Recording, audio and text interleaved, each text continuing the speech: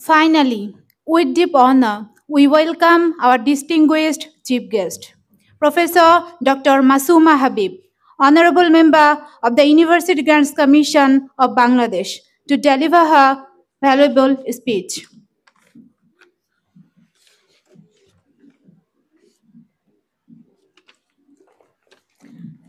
বিসমিল্লাহির রহমানির রহিম।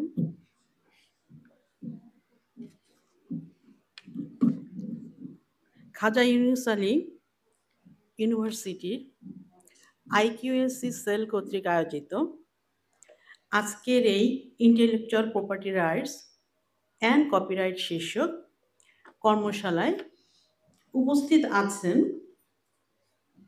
এই বিশ্ববিদ্যালয়ের ভারপ্রাপ্ত ভাইস চ্যান্সেলর এবং ট্রেজারার প্রফেসর আহসানুল্লাহ হাবিব, উপস্থিত আছেন এক্স ভাইস চ্যান্সেলর সর্বজন শ্রদ্ধেয় learned person professor doctor Hossain Reza, উপস্থিত আছেন ইনস্টিটিউশনাল কোয়ালিটি অ্যাসুরেন্স সেলের সুযোগ্য এবং সুদক্ষ director professor doctor Mustafa Mahmud Hasan, উপস্থিত এই বিশ্ববিদ্যালয়ের সম্মানিত ডিনবৃন্দ, বিভাগীয় প্রধানবৃন্দ, শ্রদ্ধেয় শিক্ষক সহকর্মীবৃন্দ, আমার প্রাণপ্রিয় শিক্ষার্থীবৃন্দ এবং প্রিন্ট এবং ইলেকট্রনিক মিডিয়ার সাংবাদিকবৃন্দ, আসসালামু আলাইকুম এবং শুভ অপরাহ্ন। আমি ইন্টেলেকচুয়াল প্রপার্টি রাইটস নিয়ে আজকে খুব কম কথা বলবো, কারণ অলরেডি কিন্তু এ বিষয়ে প্রেজেন্টেশন শেষ হয়েছে। যেটুকু বলতে চাই যে আপনাদের সম্পর্কে একটু বলবো। এই বিশ্ববিদ্যালয় সম্পর্কে খাজা ইউনুস আলী ইউনিভার্সিটি, এই বিশ্ববিদ্যালয়ের নামটুকুই আমার জানা ছিল, আর কিছুই আমার জানা ছিল না। কিন্তু কালকে আসার পর থেকে আমি যা দেখেছি, যা জেনেছি, আমি রেস্ট অফ মাই লাইফ আমি এই গল্পগুলো বিভিন্ন জায়গায় বলবো। এটা একটা অনন্য একটা সৃষ্টি। আমরা প্রথমে শ্রদ্ধাভরে স্মরণ করি ডক্টর এম আমজাদ হোসেনকে, এই মহামানব যিনি এই প্রত্যন্ত অঞ্চলে জন্মগ্রহণ করেছিলেন এবং যিনি একজন স্বপ্নদ্রষ্টা ছিলেন, ভিশনারি লিডার ছিলেন, এবং এই প্রত্যন্ত অঞ্চলটাকে নিয়ে উনি ভেবেছেন, এখানকার মাটি মানুষের কথা ভেবে এ জায়গায় ওই যে বাইরে এনায়েতপুর, ভিতরে সিঙ্গাপুর উনি তৈরি করেছেন।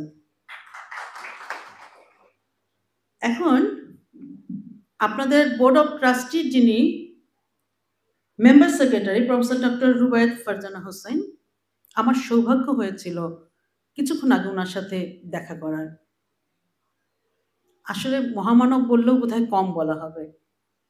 ছোটবেলা থেকে একটা বক্তব্য বাবার মুখে শুনতাম, আমার বাবা সরকারি কর্মকর্তা ছিলেন, কিন্তু আমাদের সময় কিন্তু এখনকার বাচ্চারা চাইলেই সবকিছু পেয়ে যায়। আমাদের সময় কিন্তু সাধ্য থাকলেও কিন্তু দেওয়া হতো না। খালি একটা কথা বলতেন, প্লেন লিভিং হাই থিঙ্কিং। ছোটবেলায় খুব খারাপ লাগতো কথাটা শুনতে, মানে বুঝতাম না, কষ্ট লাগতো। কিসের plain living and high thinking, এটা আবার কি জিনিস? দেবে না ভালো কথা, তো এত কথা বলার কি হলো? আজকে সেই কথাটার মর্মার্থ আমি এই বয়সে এসে আমাকে প্রফেসর ডক্টর রুবায়েত ফারজানা হোসেন বুঝিয়ে দিয়েছেন। এই কথাটা উনাকে না দেখলে আমি বুঝতে পারতাম না। আমি যখন ওনার রুমে গেলাম, আমি বুঝতে পারছিলাম না আমাকে ওই রুমে নিয়ে যাওয়া হচ্ছে কেন। এত বড় মনের মানুষ, এত বড় মাপের মানুষ, তারা কত সাধারণ হতে পারে। আমরা কি পারি না এখানে যারা আছি আমাদের সন্তানদেরকে এইভাবে তাদেরকে শিক্ষা দিতে, অতি সাধারণ হওয়ার জন্য এবং মানবের কল্যাণে, মানবতার তরে জীবনকে উৎসর্গ করার জন্য? আসলে ভালো মানুষের বড় অভাব। আমরা শিক্ষিত হই, কিন্তু আলোকিত মানুষ বা ভালো মানুষ আছে, ওনাদের মতো ভালো মানুষরা আছে জন্যই এখনো আমরা টিকে আছি। তো কিছুটা আবেগ আপ্লুত হয়ে পড়েছি। তো এই বিষয়টা আপনাদের সাথে শেয়ার করলাম। এখন আমাকে যেহেতু আমি এসেছি ইন্টেলেকচুয়াল প্রপার্টি রাইটস নিয়ে কথা বলতে, আমরা বিশ্ববিদ্যালয় মঞ্জুরি কমিশন আমি জয়েন করেছি বেশি দিন হয়নি। আমি জয়েন করেছি 18 ডিসেম্বর 2024 এবং তারপরে আমরা যে কাজগুলো করেছি আমার ডিভিশন থেকে, আমি বলে কোনো শব্দ নেই, আমাদের ডিভিশন থেকে যে কাজগুলো করেছি 75টি পাবলিক এবং প্রাইভেট বিশ্ববিদ্যালয়, আমাদের বাংলাদেশের 55টি পাবলিক বিশ্ববিদ্যালয় এবং 116টি প্রাইভেট বিশ্ববিদ্যালয় এই মুহূর্তে আছে।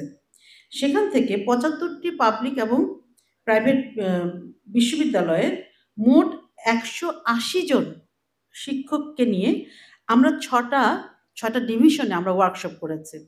কেন করেছি?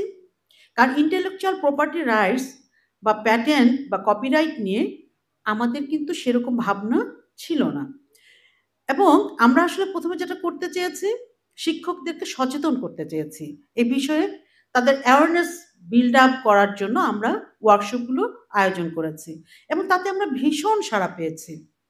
আমরা শুরুতে দেখেছি যে যারা শিক্ষকরা ছিলেন তারা বলেছেন, যারা যখন দেশের বাইরে ছিলেন তখন তারা 10টা 15টা প্যাটেন্ট করেছেন, কিন্তু দেশে আসার পরে তাদের পক্ষে আর প্যাটেন্ট করা সম্ভব হয়নি।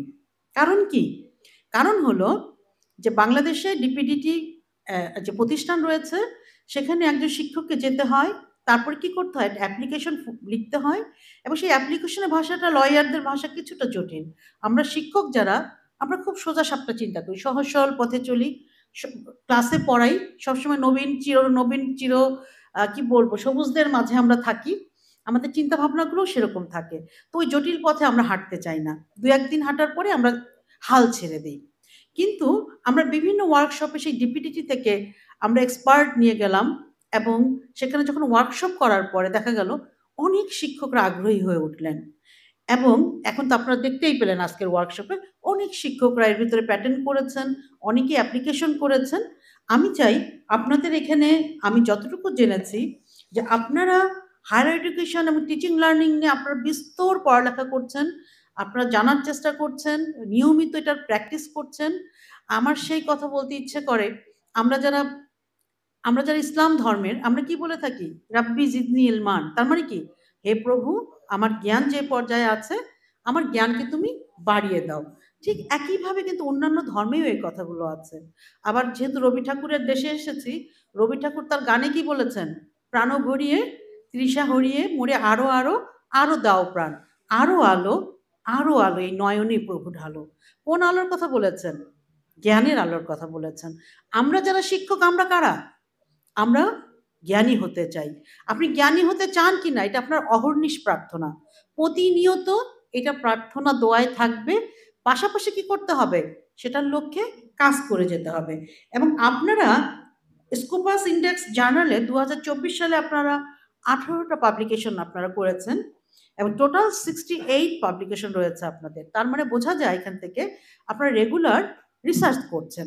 সুতরাং আপনারা অবশ্যই প্যাটেন্ট করার জন্য অ্যাপ্লিকেশন করবেন। এখন আমরা ইউজিসি কি করতে চাইছি, আমাদের এসপিকিউএস যে ডিভিশনটা রয়েছে আমরা চাইছি সেখানে যদি আমরা একটা টিটিও করতে পারি, টেকনোলজি ট্রান্সফার অফিস করতে পারি, অথবা একটা আইপি সেল করতে পারি সেন্ট্রালি, এবং আমরা চাইছি প্রতিটা বিশ্ববিদ্যালয়ে একটা আইপি সেল হবে এবং প্রত্যেকটা বিশ্ববিদ্যালয়ে একটা টেকনোলজি ট্রান্সফার অফিস হবে। এটা হলো আমাদের প্রত্যাশা। তো এখন যখন এই যে টেকনোলজি ট্রান্সফার অফিস বা আইপি সেল সব বিশ্ববিদ্যালয়গুলোতে হবে, তখন আপনারা আপনাদের যে রিসার্চের ইনোভেটিভ আইডিয়াগুলো, যেটাকে আপনি প্যাটেন্ট করতে চাইছেন, সেটা আপনারা আমাদেরকে পাঠিয়ে দেবেন ইউজিসিতে।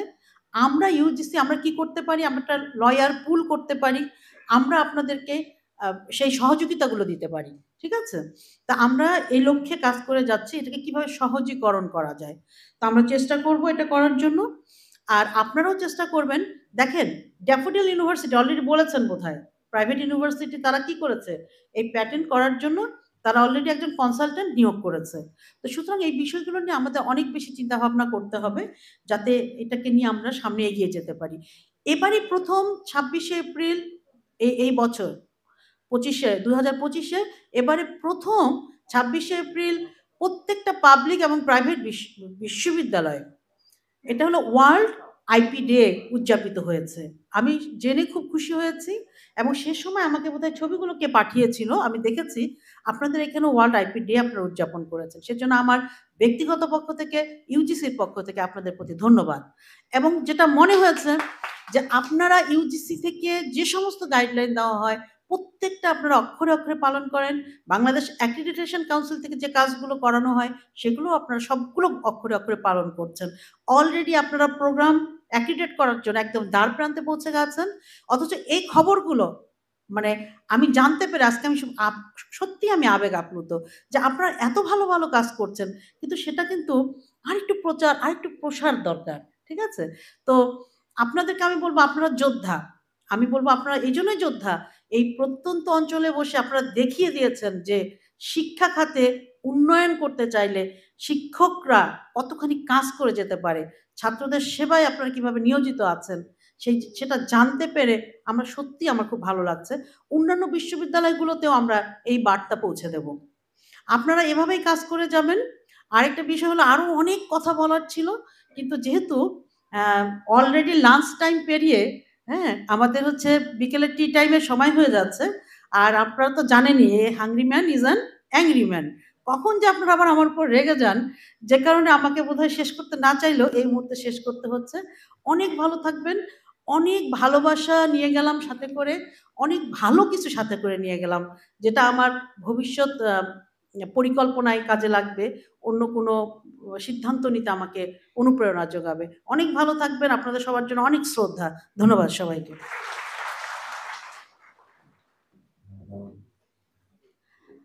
Thank you, ma'am.